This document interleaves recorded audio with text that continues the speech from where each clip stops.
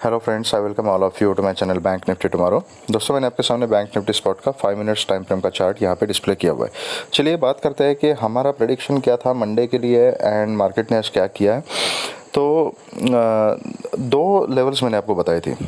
एक था 44,600 एंड दूसरा ये 45,80 130 का जो जोन है। ठीक है, इस बीच में ये बैंक निफ्टी फंस चुकी थी।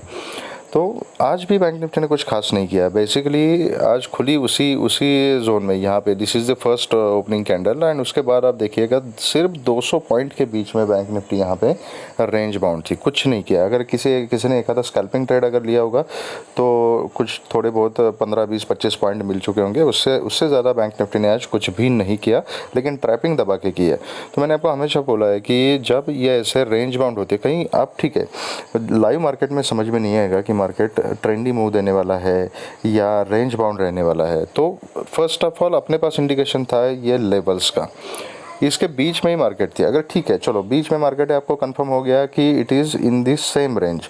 अगर आपने डिसाइड किया कि मैं इसके बीच में स्कैल्पिंग करूंगा तो एटलीस्ट कुछ तो लॉजिक होगा, कुछ तो सेटअप के ऊपर आप स्कैल्पिंग करोगे। तो you will wait for that setup कि अभी जैसे 45,000 है, 45,000 के ऊपर बैंक निफ्टी नहीं जा रही है। तो इफ़ यू डिसाइड कि इट इज़ अ रेजिस्टेंस, तो यहाँ पे मैं एक पुट की पोजिशन बनाऊँगा।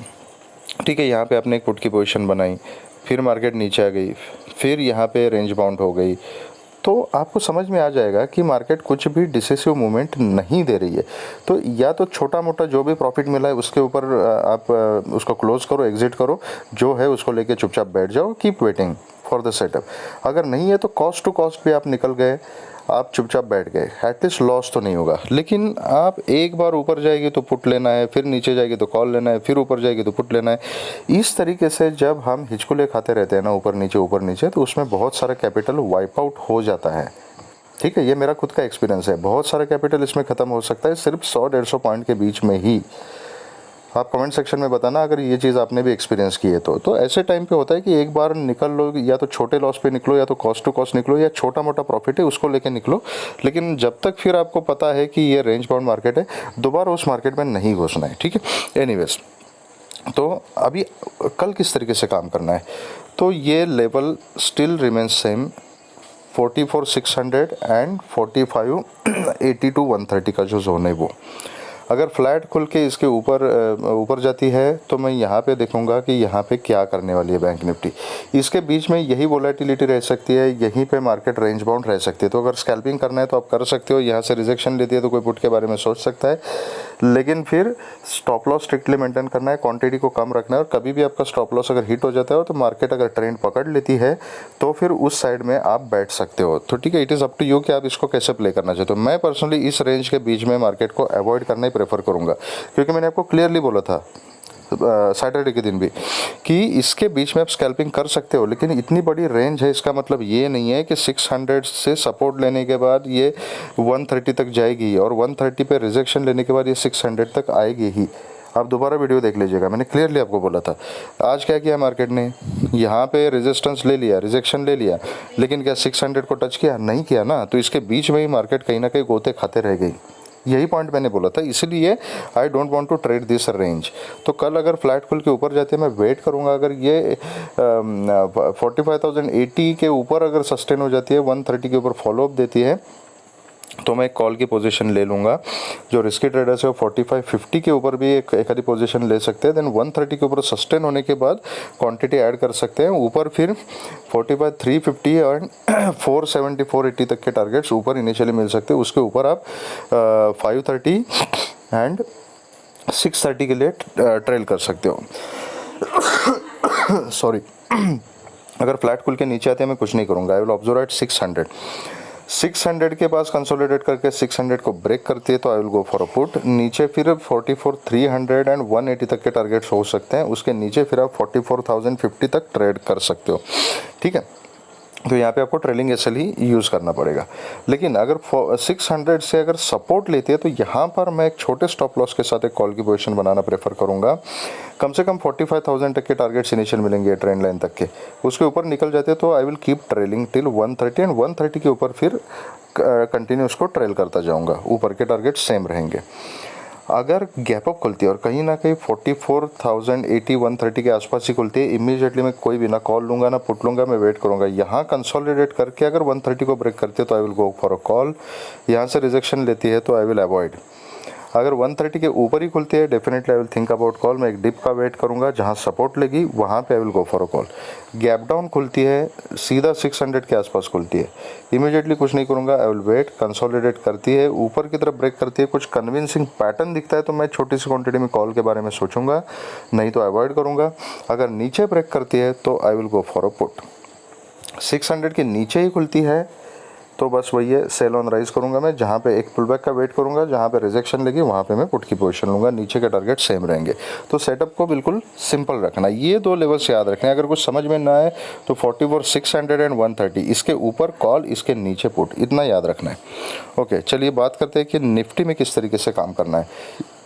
तो निफ्टी भी आज रेंज बाउंड थी, जो लेवल्स हमने डिस्कस किए थे उसी के बीच में 530 पे सपोर्ट लिया, उसके ऊपर खुली थी एक्चुअली गैप अप, एक डिप मार के 530 के लेवल पे सपोर्ट ले लिया, फिर ऊपर, फिर नीचे, फिर थोड़ा कंसोलिडेट किया, फिर एक ऊपर का मोमेंटम यहाँ पे दिखाया 620 तक का। ओके, अब इम्पॉर्टेंट चीज़ है जो मैंने ट्रेंड लाइन आपको बताई थी ना डेली टाइम फ्रेम के ऊपर, ये ट्रेंड लाइन है, तो ये कहीं ना कहीं 650 640 के आसपास ये ट्रेंड लाइन क्रॉस हो जाएगी यहाँ से। ठीक है, कल अगर फ्लैट खोल के ऊपर जाती है मैं इमीडिएटली कॉल की पोजीशन वगैरह कुछ नहीं लूँगा, मैं वेट करूँगा कि ये 640 650 के जोन में यहाँ पे निफ्टी क्या कर रही है। अगर इसको, इस ट्रेंड लाइन को अगर ब्रेक करती है, मैं छोटी क्वांटिटी में कॉल की पोजीशन लूँगा। अगर 700 के ऊपर सस्टेन हो जाती है ना तो इस क्वांटिटी में मैं ऐड करूँगा, एंड फिर आगे 750 770 एंड 800 तक के टारगेट्स ऊपर मिल सकते हैं। लेकिन अगर यहाँ जाके यहाँ से अगर रिजेक्शन लेती है कि कंफर्म अगर पैटर्न मिल जाता है कि यहाँ से रिजेक्शन लेके फिर से अगर 620 के नीचे अगर ट्रेड करना शुरू करती है, definitely I will go for a put in small quantity with a strict stop loss. नीचे फिर आपको सॉरी 550 एंड 530 तक के टारगेट्स मिल सकते हैं। उसके नीचे फिर आप 470 450 के लिए ट्रेल कर सकते हो। तो नीचे, लेकिन एक बार यहाँ से अगर रिजेक्शन लेके मार्केट अगर नीचे आना शुरू करती है ना तो नीचे फिर आपको 430 400 तक के टारगेट्स भी मिल सकते हैं। फिर मार्केट ने क्या किया है, फिर ऊपर जाने की कोशिश की, लेकिन फिर सेलर्स एक्टिवेट हो जाएंगे वहाँ पे। इसका मतलब ये है कि अगर यहाँ से 100 पॉइंट गिर रही है तो यहाँ पे इट इज़ बेटर कि अगर बिल्कुल रिजेक्शन पे अगर हम यहाँ 620 630 के आसपास अगर पुट की पोजीशन लेते हैं और अपनी डायरेक्शन में ट्रेड अगर चलती है तो फिर trailing stop loss is a best option, और जितने पॉइंट नीचे हमें मिल जाएंगे उतने हम कलेक्ट कर लेंगे। गैप अप खुलती है तो आई विल वेट, इसके ऊपर सस्टेन हो जाते हैं, 5 मिनट्स का क्लोजिंग इस ट्रेंड लाइन के ऊपर मिलता है तो वही सेम स्ट्रैटेजी, छोटी क्वांटिटी में कॉल लूँगा, 700 के ऊपर मैं क्वांटिटी बढ़ा सकता हूँ। लेकिन यहाँ से रिजेक्शन लेती है तो I will go for a put.